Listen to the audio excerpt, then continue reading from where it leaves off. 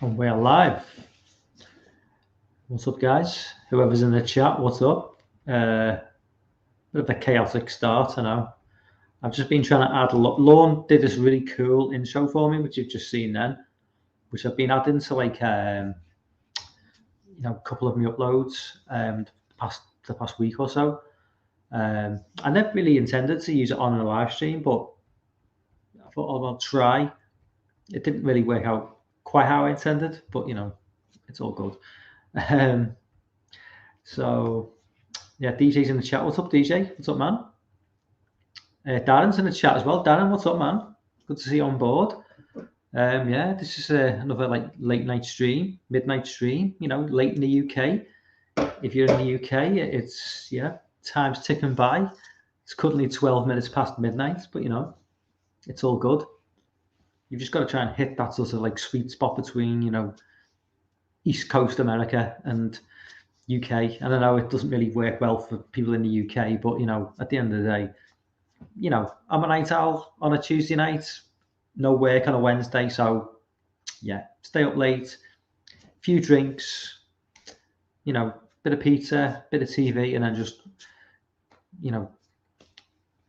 crank up the laptop and just do a live stream. So anyway, what's up with you guys anyway? DJ, Darren, how's life treating you? It's not been too bad where I am, just chilling, watching some movies, watching some TV, just trying to deal with the craziness of life and COVID, and luckily things are starting to, I think in the UK COVID is starting to like disappear. I think we're starting to like come out of it now. I think we're starting to like acknowledge that maybe this isn't like the big deal that everyone makes it out to be, and hopefully 6 months from now, 12 months from now, we'll look back and we'll just think, what was that 2 years all about? Oh, Darren, all good to hear. Whereabouts in Wales, Darren? Because I'm half Welsh. Yeah, my dad was born and bred in Anglesey. So yeah, I've got like 50% of me is Welsh blood. So yeah, whereabouts in Wales, man? I know DJ Scottish. So we've got a lot of representation here. We've got English, Welsh, Scottish. If Sean jumps on, we've got Irish. We've got all four. Well, okay, Sean's Republic of Ireland, so technically he's not British, but we've got representation from the whole of the United Kingdom, or the British Isles, as they would say. Oh, Newport. Oh, sound. Yeah. South Wales, salt of the earth in South Wales. I worked with a woman who was from Merthyr Tydfil. Yeah, and proper, South Wales, proper, those mining. I don't know whether Newport falls amongst that, but she was from like the old mining communities in South Wales, and like proper old school, proper salt of the earth people. Just I thought I'd jump on, do like a little late night stream. Not being on a typical. I mean, I did the Scream post mortem last Friday? No, the Friday before last. Like an hour's take on Scream. Not sure whether I don't know if you guys have seen Scream 5 yet, or Scream. They don't like to acknowledge the number 5 in it. They'd rather ignore that. Although I distinctly remember the build up to the film emphasizing number 5 in the promos, and then the whole movie went away for a few months and then came back. And when all the promotional stuff I saw after that was just calling it Scream. So I don't know whether a decision was taken, obviously a high level, to remove the number 5 and just think, well, we're not going to mention that. It's like, and obviously when you go into the whole recall element of the film, maybe that's when maybe they looked at the film and thought, you know what, we really need to remove this number 5 number from the promotional material, because we're going for a recall and not a sequel. So I don't know whether that played any part, but I distinctly remember before 6 months ago, they were marketing this film as Scream 5, and it just disappeared overnight. So yeah, DJ, I'm fine, just tired.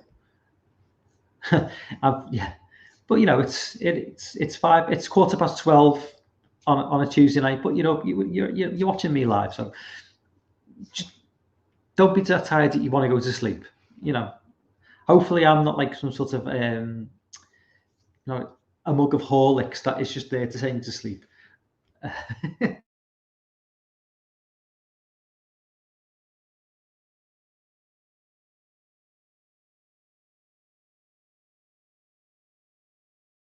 My signals dropped out.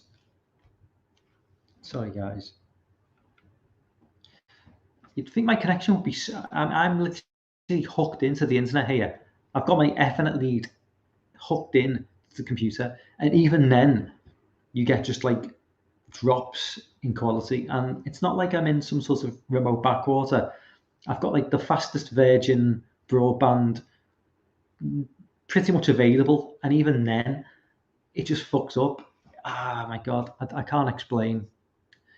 You know, the internet. It's just bizarre. I mean, I don't know how people cope in like more rural areas, because it's bad enough. Even this is like in a city with like so-called super fast broadband, and even then, it's just pretty dog shit a lot of the time when you're trying to live stream.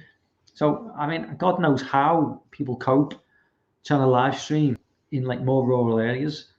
But oh, by the way, if anyone saw the introduction to the video, Lorne, that he created that Real Fifth Beatle intro, because I cannot do that sort of stuff. It took me about a week to even realize. It took me for me to. He basically said, oh, you know, give me your email address. I didn't know why, so I sent him my email address, and then he sent me back this. You know, he created this intro for my videos. And he said, if you need any help, you know, putting it together, you know, just message me. And I thought, I'll do this myself. I'll work it out. It's going to be difficult because I am completely clueless when it comes to this sort of shit. And I must have spent about 4 or 5 days trying to work out how to do it. And it finally got there in the end. But oh my God, it's trying to teach me about computers. And I mean, I can't edit. I mean, I am starting to upload videos now on a more of a regular basis, but I can't edit. I'm never even going to attempt to try and do it. It's just way beyond my expertise. But for me to combine the introduction with the video that I uploaded, that took me about 5 days of like research to do. I'm just, it's so trying to teach me. I will get to that in a minute, DJ, because yes, I do believe in the Mandela Effect. I'll get to that in a minute. Just to go back, yeah, teaching me how to edit and do basic computer stuff. It's like trying to teach a chimpanzee quantum mechanics, what, you know, astrophysics. It's so, you know, somebody like Lorne, or you know, anybody like the guys that you know, you peers and guys who know how to edit and make videos, them trying to explain to me the process of making a video, they could show me 50 times and I don't think it would ever sink in. I think I think, and I think the things, I can't even make the excuse of it. I didn't grow up with it, because they're the same age or older than me. So they obviously taught themselves how to do it. But I just, yeah, it goes way over my head. I'll just keep it to the basics and try and use my, you know, charm and personality. That's a joke. to try and in terms of making videos.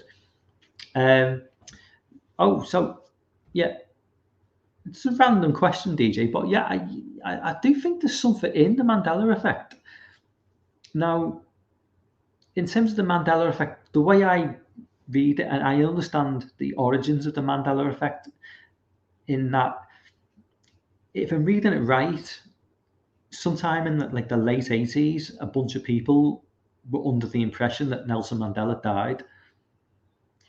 And so when he was released from prison in the early 90s, a bunch of people were under the impression, well, hang on, I thought he died.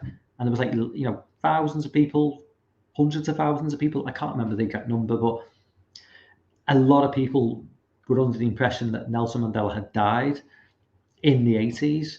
And so when he was released from prison, there was this massive outpouring of surprise from people, and that kind of is where it got the term Mandela Effect. But you can expand that into lots of different scenarios, because there's been situations where I've seen things or read things, and I thought that already happened.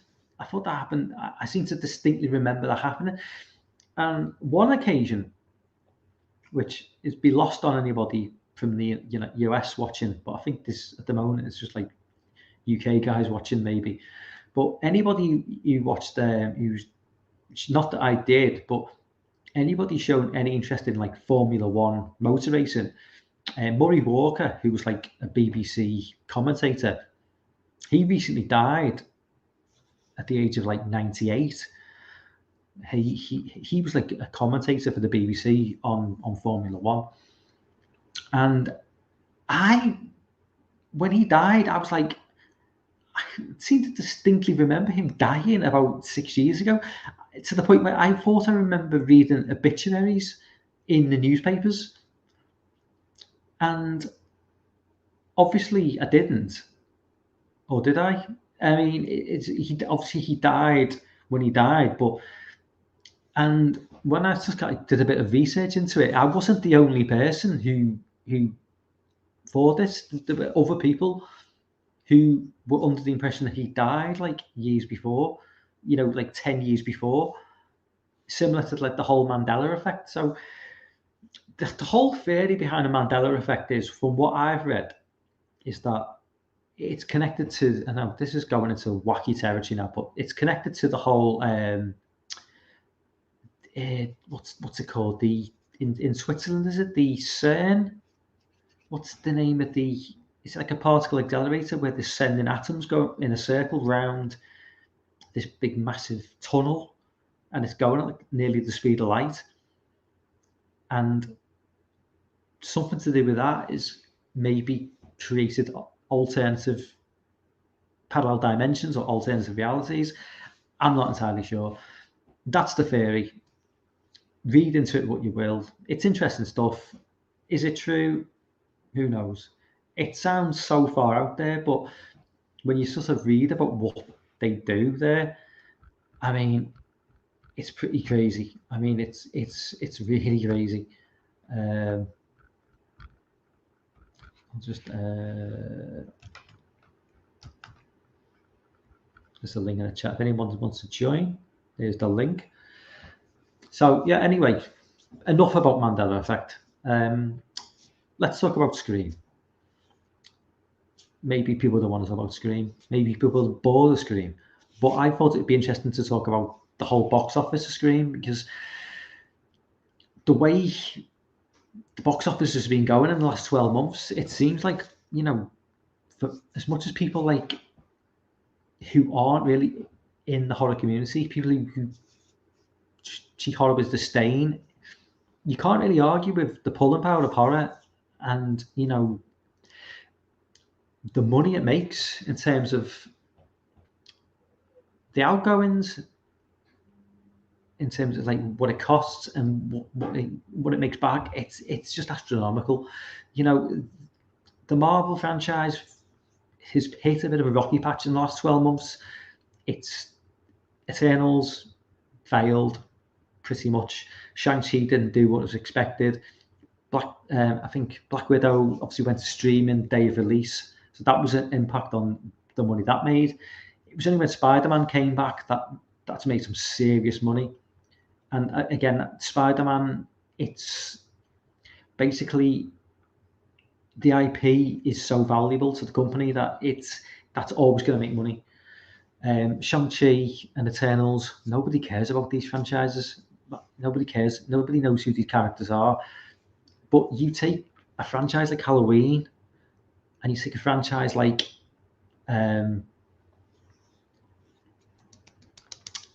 what would you watch? Scream. Nearly escaped me then.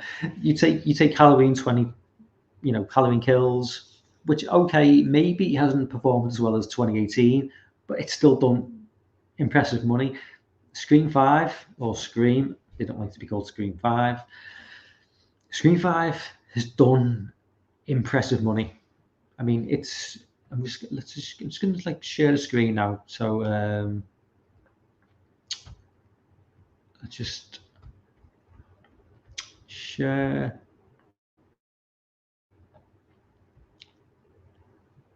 Get there in a minute.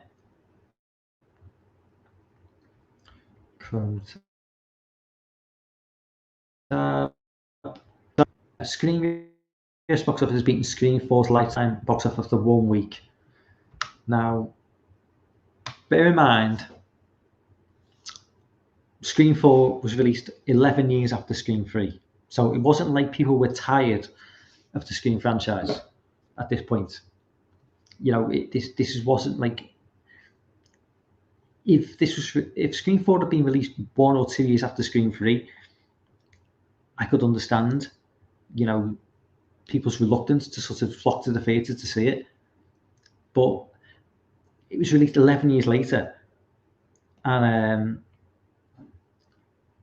Scream 5 has been released 11 years after Scream 4. So you've got to just ask yourself the question, even it's still beaten Scream 4's box office in 1 week, as opposed to Scream 4's entire lifetime. I'm just trying to get my stream up on my phone. You'll bear with me. There, I just want to make sure that I'm actually sharing the screen. And so I can read the chat as well. Yeah, so Scream 4 box office beaten in 1 week by Scream 5. And people were like sort of like questioning the potential for Scream 5 to make big money. And, this surely opens the floodgates now for Scream 6. Whether you want it or not, it's surely a formality now. I mean, this has got to be a formality. If there is money to be made from horror films, big money to be made. It's not rocket science. The more that these big sort of Marvel, DC franchises, the more they fail, and okay, Spider-Man was a success, but the previous 2 films weren't. The more they fail in terms of like making, a massive profit or making any profit, when you look at like films like Scream 5 shot on, okay, they're not shot on a budget, so to speak, but they are not shot on anything like the budget, these big massive blockbusters made. And if they're making like $60 million back, in a week or in a couple of weeks, it's not rocket science. That Scream 6 is almost certainly going to be on the way. And you can't really blame them. I mean, okay, I know a lot of people call them for new IPs. People always want new IPs, and I'm included. I want to see new IPs, but the fact of the matter is, as long as if Halloween Kills is making money, if Halloween Ends makes serious money, if Scream 5, the 5th film in a series, is making money 25 years after the release of the original, if these films are making money, you go with the money. So they're always gonna be pumping out these films, and I haven't got an issue. Like I've always said, I'll take 10, 15, 20, 4 out of 10, 5 out of 10 Friday the 13th movies in the next 25 years, just because I just want more. I don't care if they're not great. I just want more. But I'll say more's better than nothing. Even below average for me in a franchise I love is better than nothing. The Halloween franchise,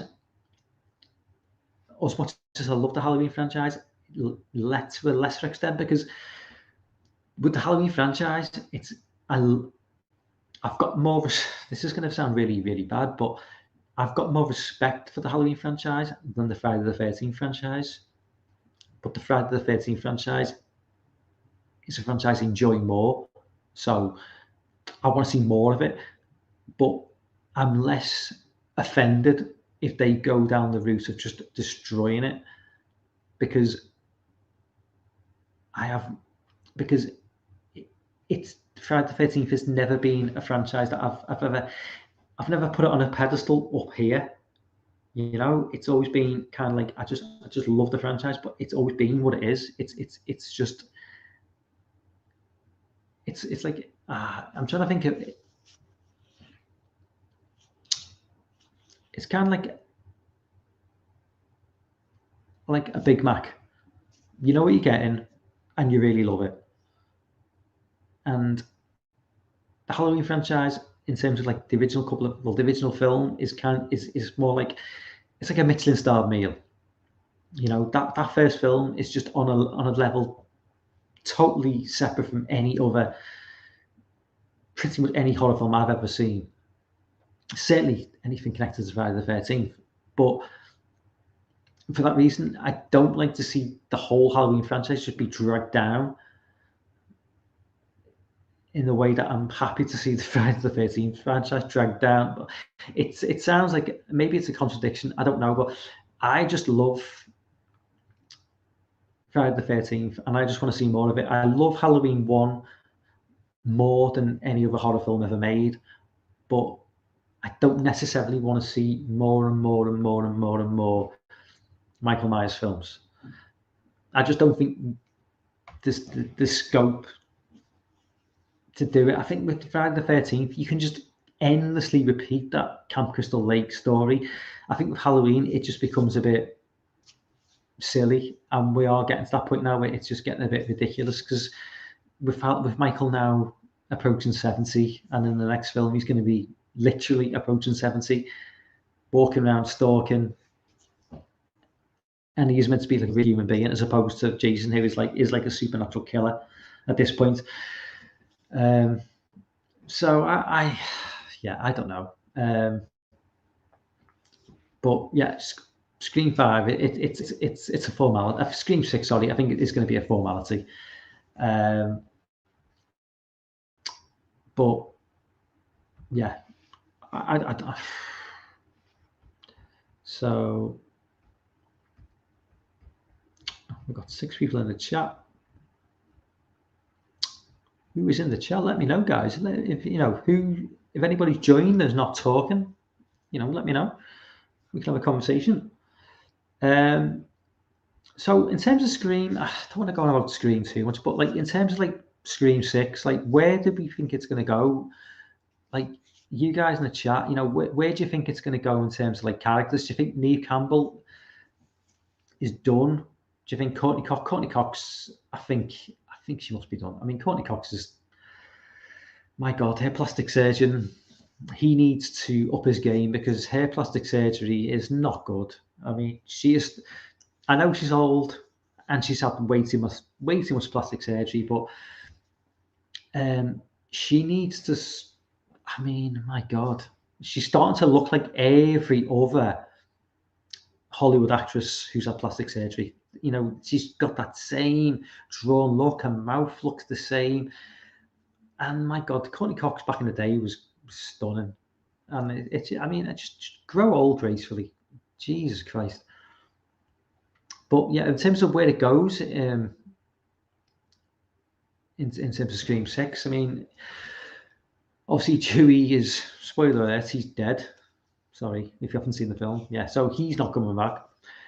I mean, there's talk about bringing Sam back, which I can understand because she was obviously the main character of the film, as you know, Neve Campbell and Courtney Cox did take a back seat, but how they'd go about incorporating her into a new film, I'm not sure. I mean, they'll come up with something because at the end of the day, it made money, and that's just it. Money talks.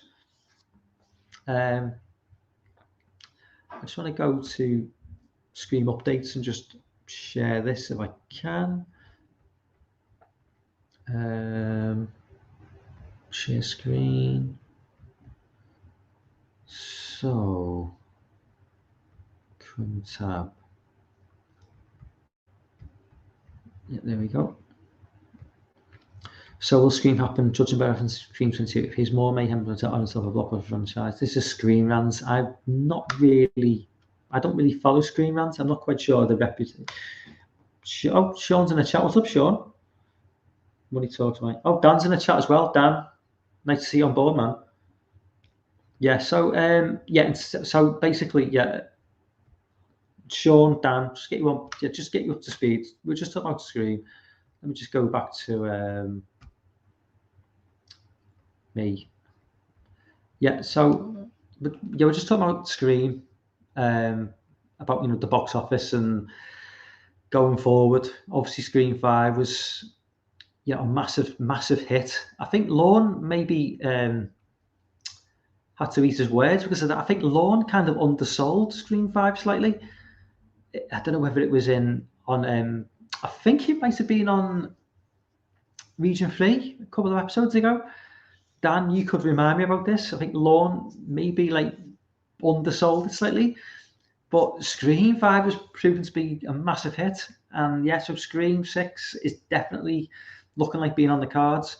So Dan, Sean, I think just joined, but we were just talking about the the financial implications of this, and just basically in general, Halloween Kills, not as big a hit as 2018, but still making money, and just oh, we think he could have been pretty close. Okay, I'll if Lorne jumps on it, I'm sure he'll be quick to correct me. I think what it was, I think Lorne was basically, he didn't think there was much. He didn't see the hype going into it, and I know you guys, I know Piers was saying, oh, there was a lot of hype, and I thought there was quite a lot of hype. Lorne thought there wasn't that much hype going into it. I felt it where I was. I can't speak for where he was in Jersey, but certainly in the UK, the hype for Scream 5 was. I just want to ask you, Dan, as well, and Sean as well, because you're. But is it just my imagination? But 6 months ago, they were hyping this film as Scream 5, and at some point in the last couple of months, they just dropped the 5 completely from promotional material. Because I distinctly remember the number 5 being used in maybe not trailers, but in promotional material online, on Facebook groups and Twitter. They were using a number 5, and all of a sudden, about 2 weeks before release, I was walking through Liverpool. I was just walking through the city centre, and a bus just drove past me. Big Scream poster down the side of the bus, and just said Scream, January 14th. And I was like, that's strange. I thought I could have sworn that a couple of months ago they were using the number 5 in the promotional material. So they do. Yeah, they do joke about it. But is it just me? DJ was talking about the Mandela Effect just before, and now we were talking about the Mandela Effect, and I was thinking to myself, was this some sort of Mandela Effect where I imagined that, was it like a mass hallucination where people saw Scream 5, and was I one of those people? But I could have sworn I saw the number 5 used in the promotional material, but maybe not. Recalls is where it's at. So let's just where was I now? I was on Scream 6 updates, wasn't I? So yeah, this is from Screen Rounds. Will Scream 6 happen? Judge my references, more mayhem is on the cards. And they're basically just going through possibilities of Scream 5, Scream 6, sorry. And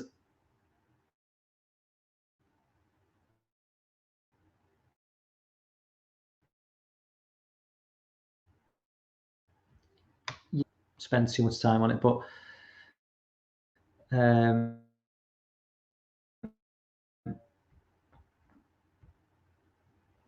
full screen, if I can come out of that.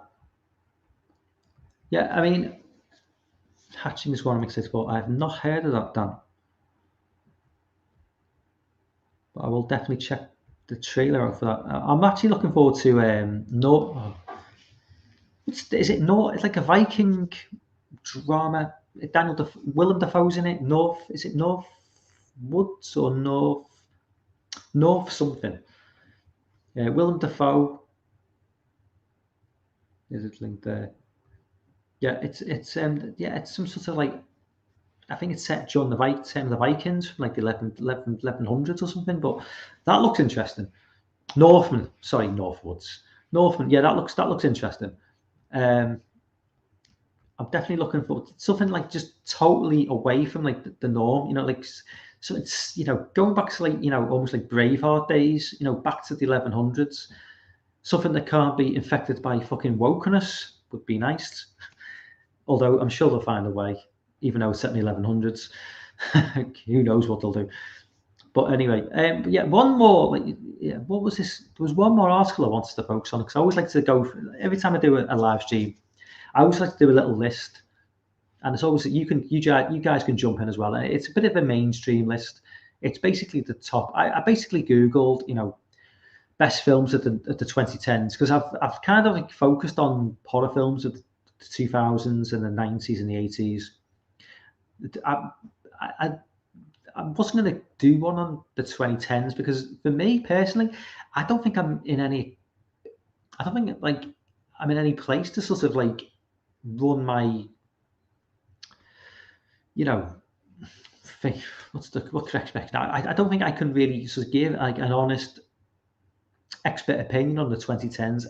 I honestly can't give an expert opinion on the 2000s or the 90s or the 80s. I've always said I'm pretty much a mainstream kind of guy who, through the community, discovers new stuff, which is why I've bookmarked a couple of like giallo films to watch over the next couple of days, courtesy of Lorne. And I think Anthony, who's one of my subscribers.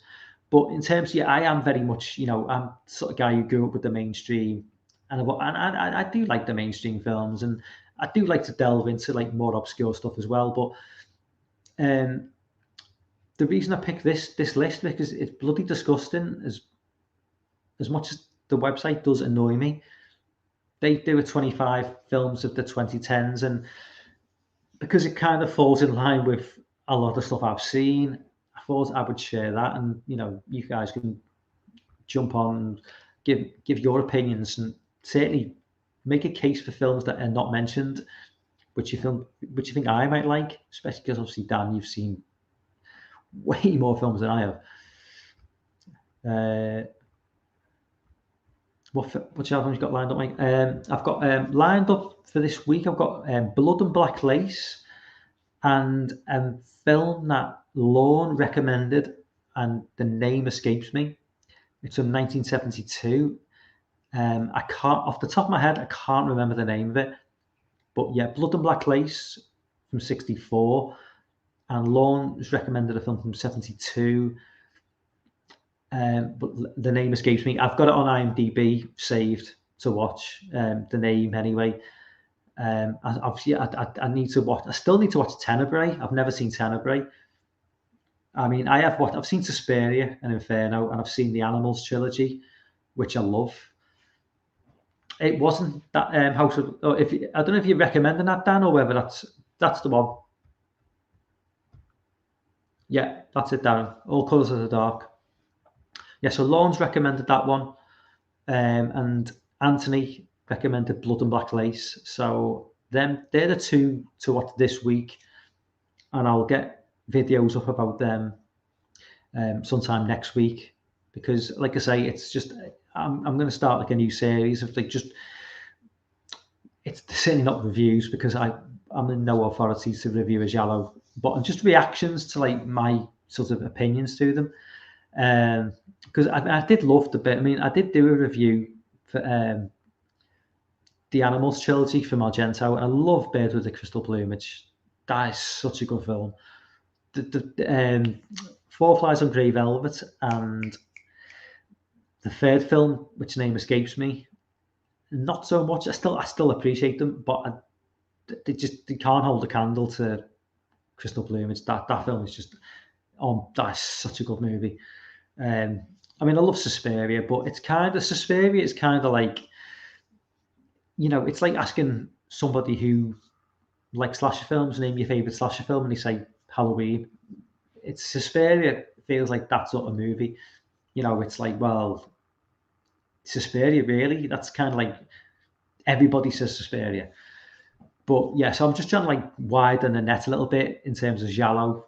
I did see Bay of Blood a while back, and that film just left me cold. I did not like that film at all. And I know a lot of people say, oh, well, it's the precursor to Friday the 13th, and it was a big influence. But that film just, no, not for me at all. I did not like that film one bit. Yeah, Dan says both of those are great. Yeah. Darren, House of Laughing Windows superb too. I'll make a note of that. That does ring a bell. House of Laughing Windows. I don't think I've made a note of that to watch, but that definitely rings a bell. You've seen Phenomenal Opera? I've not. They're also on my list. Deep Red. Deep Red is a film I need to see, but every time I try and watch it, there always seems to be an issue, because I've never caught it on a streaming service. So I've gone down the route of just like, going on Google and just finding a film, and there always seems to be like it's either it's in Italian with no subtitles, or it's dubbed, and I don't want to see a dubbed version of Deep Red. I want to see it in its original form with subtitles, but I just haven't found a version. And Deep Red, to buy physically, it's for a film I've never seen before. I would like to see the film and then, make the purchase, because if I hate it and it's like, Deep Red on Blu-ray, or it could be, we could be talking like £20, which is a lot of money for me for a film I've never seen, and I could end up not liking. But yeah, it always seems to be an issue with Deep Red, just to find a version online where it's just a subtitled version and not dubbed.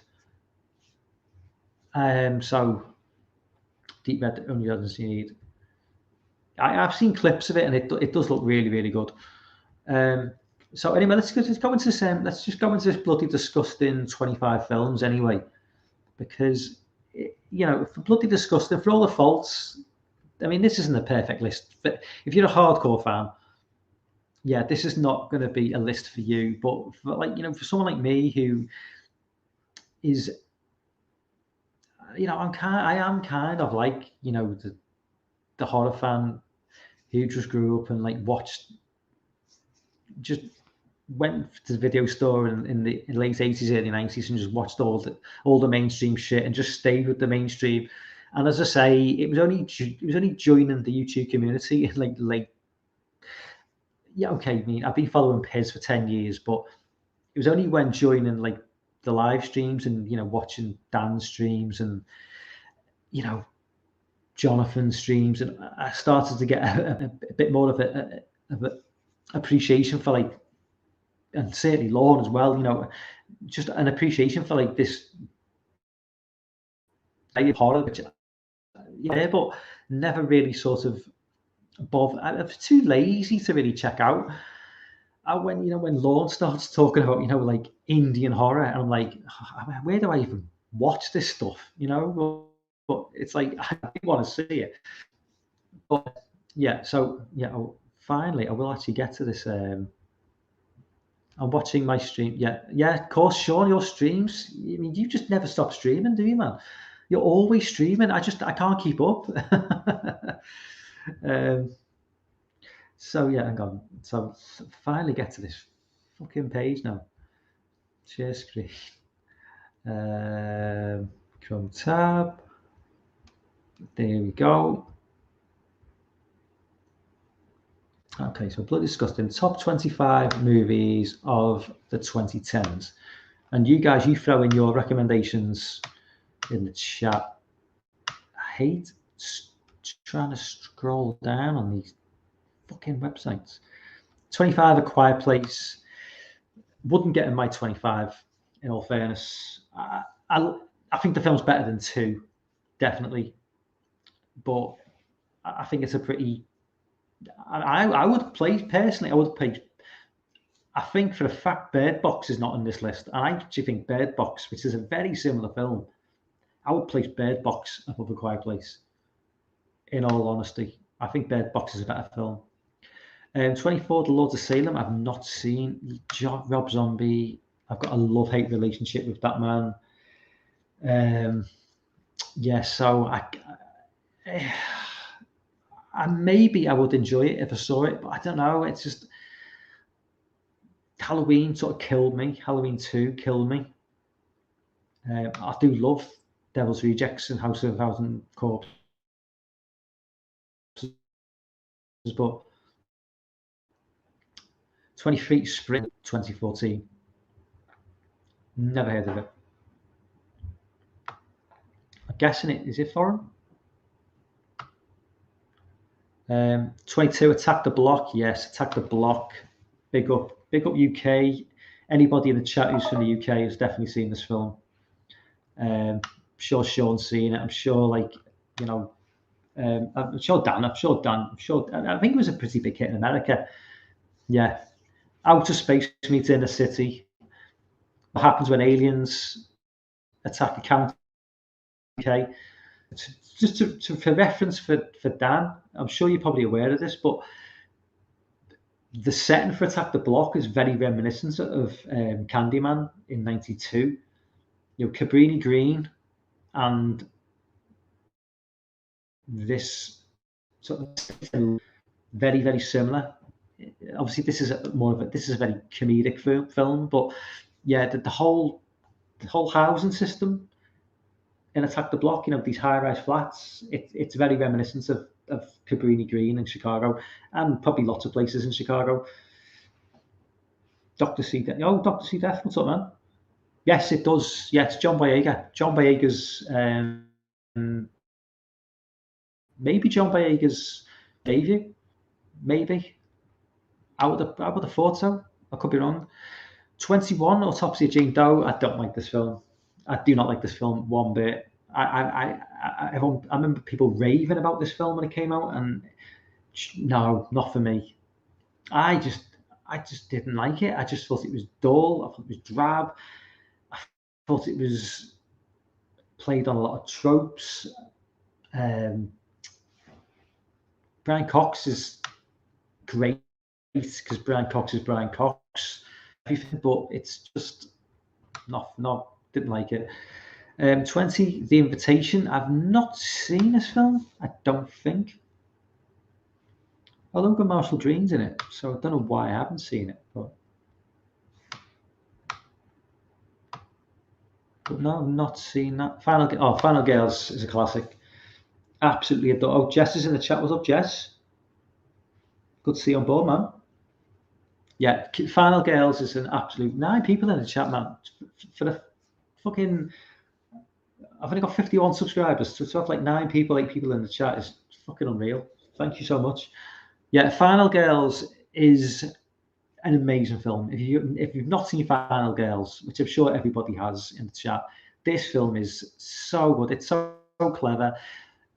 It's our substitute for the Friday. It's like, you know, I've got a part of my heart which is missing because there's no Friday the 13th in the 2010s, and this film just fills that little gap that's missing because it's like the Friday the 13th movie that I always wanted in a way.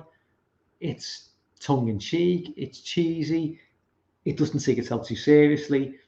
It's a bit like Friday the 13th 5, but way better. I'm joking. Well, half joking. Yeah, amazing film. Such a good film. Love it.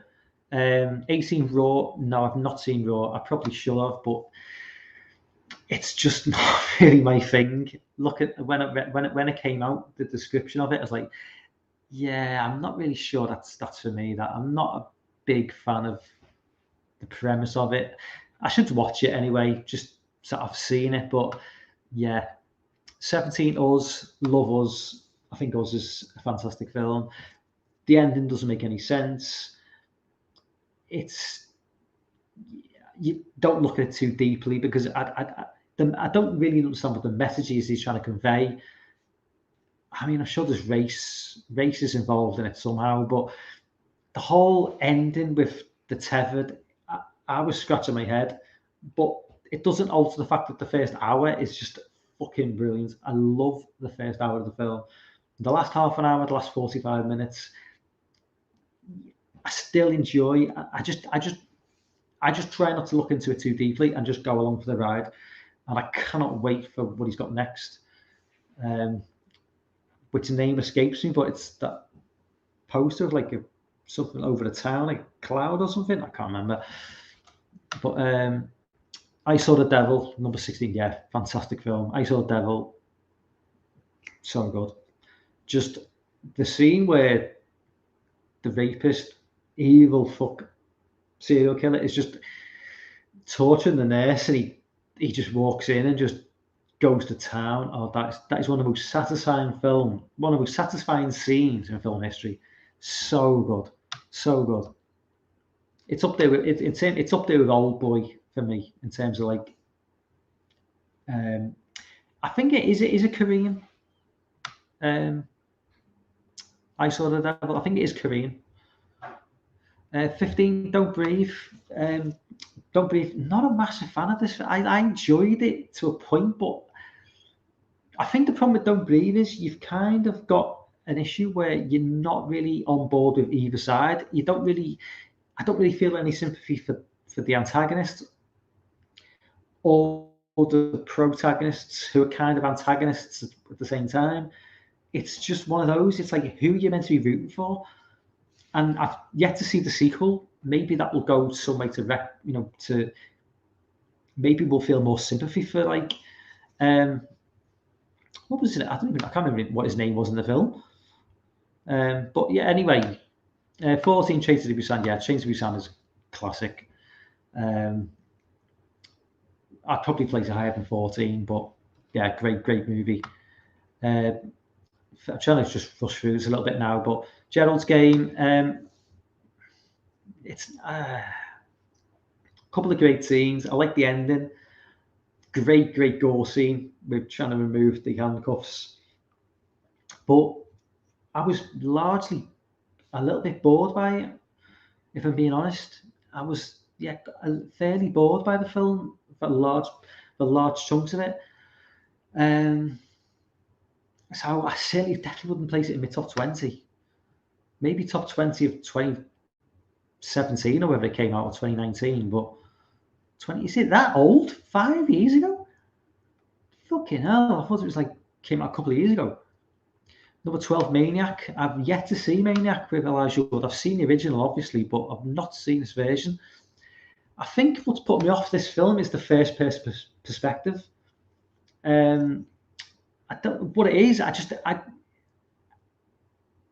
Sell it to me in the chat. Is it that good? Because a film just completely in the first person, I don't know whether I can be invested in that for like 90 minutes. I mean, I love the original film's a classic, and it's just, I don't know if you can even rectify that. 11, It Chapter 1. It Chapter 1 is a fantastic film. Let me just go back to the chat briefly because I'm missing the chat here big time. Jess says, nice. Hopefully have the energy to a horror rumble this Sunday and maybe a Jess Graham live week. Yeah, cool, man.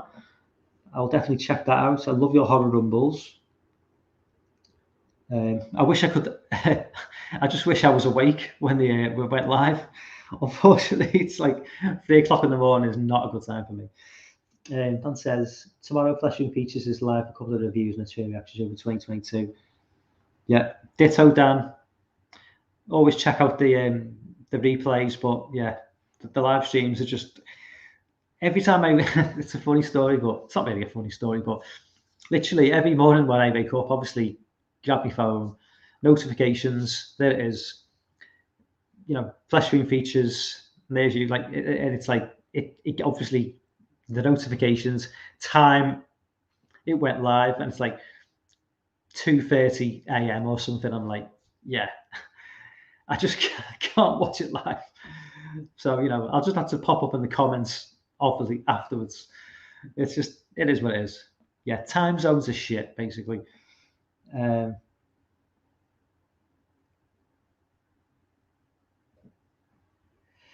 I stay awake my total. Yeah, I know you do, Sean, but my God, I can't do that. Yeah, I need to sleep, man. I'd love to have some time, but as you said, yeah, when you asked, yeah, it is what it is. So yeah, going back to It Chapter 1. Yeah, so, yeah. I mean, I think this is a fantastic film. I think most people agree that this is a great film. I don't think there's that much negative energy towards this film. I mean, yeah, part two is just a clusterfuck. I did not like part 2 whatsoever. It spent far too much time with Pennywise just running around trying to be scary, and by the 15th time, it was just old. It's just not as endearing, and the fact that I think what it is for me, It Chapter 1, they've obviously moved the story forward from the Stephen King books to our era. So the film's set in 89 and the kids are 13. I was 13 in 89. So it just hits me in the feels, It just reminds me of being a kid. Okay, it makes it being on different continents across an ocean, but a 13-year-old in 1989 is a 13-year-old in 89. We all felt the same thing. It wasn't that much difference no matter where you grew up. It was just a great time to be alive. Really was. Tender Babadook. Now, I hate this film. I get stressed out just talking about this film. This film, I fucking despise. I think what this film is, like, if anyone's ever had kids, don't watch this film. If you've got young kids or a newborn baby, and you're getting stressed out with the screaming and the whinging and the moaning and the shouting, do not watch this film, because I made the mistake of watching this film when my son, he's 18 now, but when this film came out, when did it come out? Yeah, 2000. Oh no, yeah, 7. Yeah, so he was 11. Yeah, so he was still a pain in the fucking arse. He wasn't like a little kid, but he was still a pain. This film is stressful to watch. I mean, my God, the kid is just. It was traumatizing. Forget the Babadook. The Babadook is not scary. The scariest thing is that kid just throughout the film is just traumatizing, and you really feel for the mother. It's just hated the film. Just no. Doctor Sleep, not number 9 for me. I like the film. Obviously, it's as a sequel go. Yeah, it's it was far better than it had any right to be. It really did. But would I put it number 9? No. But it is a good film. Number 8, What We Do in the Shadows, I've not seen. No idea what that is. I think it rings a bell, but Conjuring 7, I wouldn't argue. It's a great film. Is it deserve to be 7? Maybe not. But I mean, I love the film. I mean, I do think it is. It is like, it is kind of like this generation's Poltergeist or Amityville Horror. Didn't like 2. 3 is just awful. I mean, I think of the universe, this is the best, and then I think Annabelle Comes Home is probably the second best in the whole universe. 6, oh my god, It Follows, yes, yeah. This is just when it shines bright. The elements, there are parts where no, it really fails on some levels, certainly with like plot holes, but when it shines, yeah, it's just golden when it does. There's just certain scenes that the music is just so good.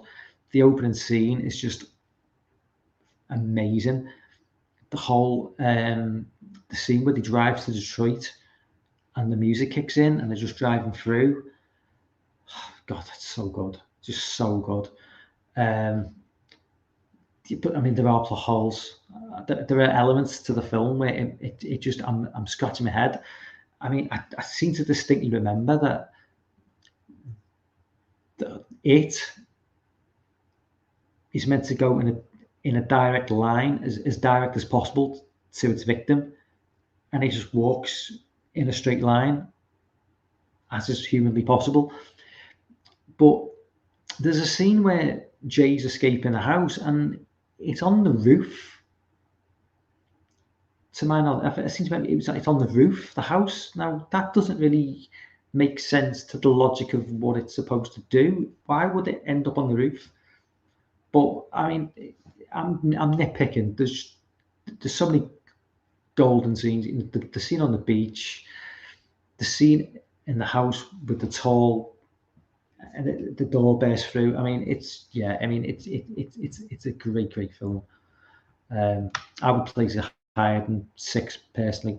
5, Cabin in the Woods. Yeah, I mean, it's top 20, top number 5. Maybe I wouldn't put number 5. I would put it in the top 20. Yes, because I do like the meta aspect. I think they kind of like.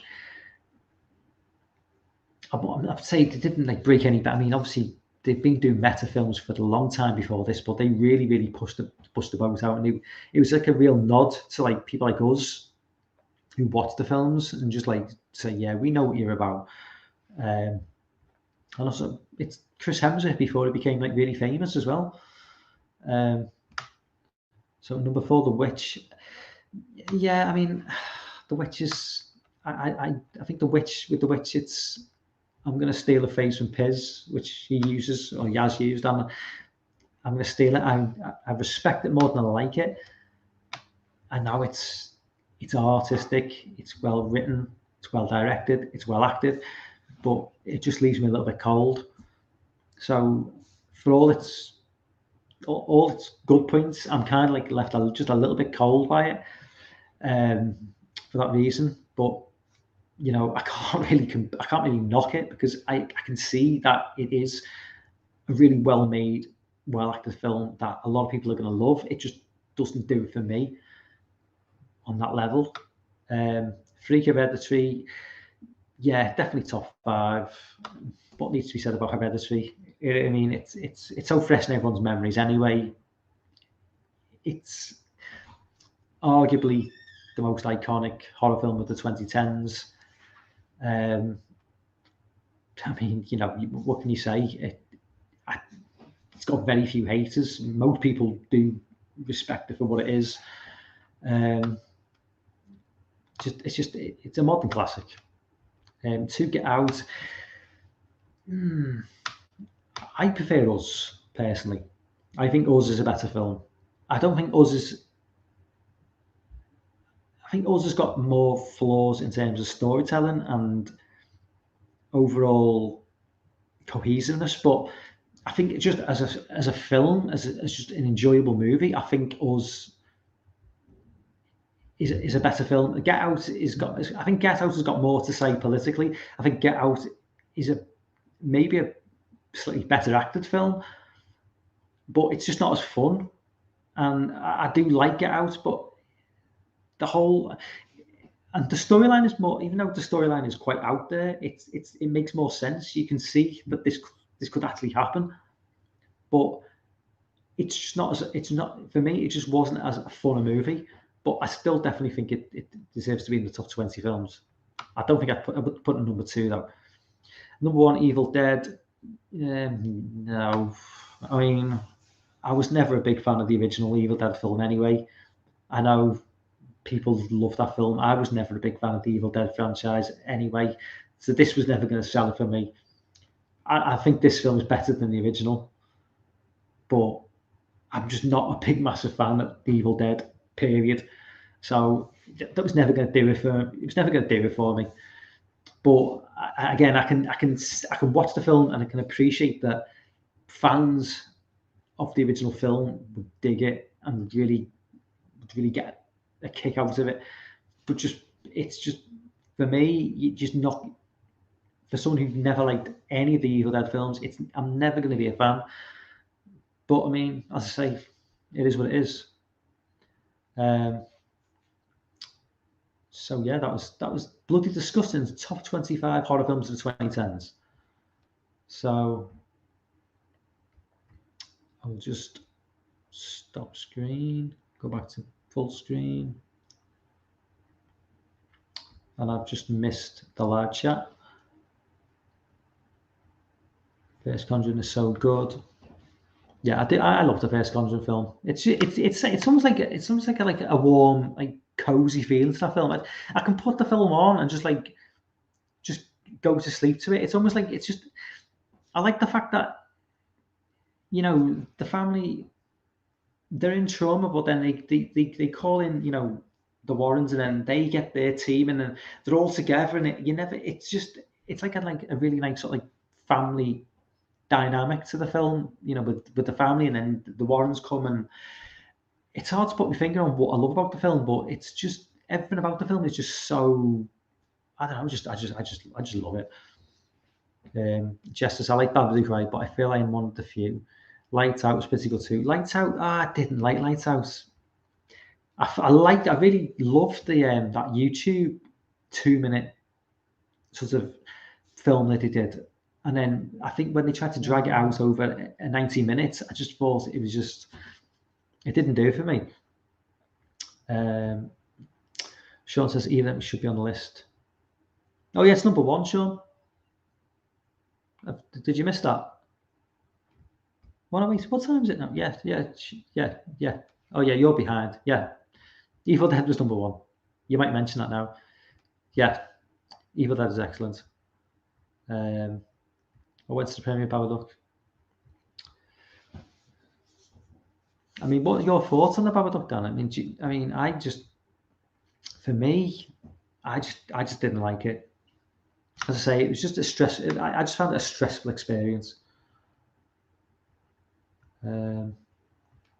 Yeah. I'm behind the chat now, so I don't know whether you're commenting before I get to the actual. But yeah, It Follows is obviously there. Yeah, how can I not like Evil Dead? I know. It's just me, isn't it? Ben, all right, what's up, Ben? I see you on the chat, man. I can't watch Babadook. The kid is too good. Yeah, it's just that kid. Jesus Christ, that kid is just. Oh my God. So anyway, I think I'm going to wrap things up now, guys. I've been going for over an hour. I think that was enough time. Yeah, an hour's kind of like a nice time to go. Chat's been amazing tonight. I mean, how many you've been in tonight? Like loads of people. I'll just run through DJ, Darren. Thanks. Dan's been on board all night as well. Sean, Dan obviously. Sean again. This is just people in chat. I'm sure there are people watching who didn't actually speak, but Dr. C's had Def, Cable, Jess as well. I think I've mentioned everyone. And some bot was in there as well. But anyway, guys, and Ben as well. But anyway, I'm going to wrap things up now, guys, because I've been going for an hour and 10. Don't want to take out too long. Covered what I wanted to cover. Chat. You've been amazing. So good. Thanks for being on board. and I will see you next Tuesday, probably. I'll be uploading now throughout the week as well. So I'll see you later, guys. Bye.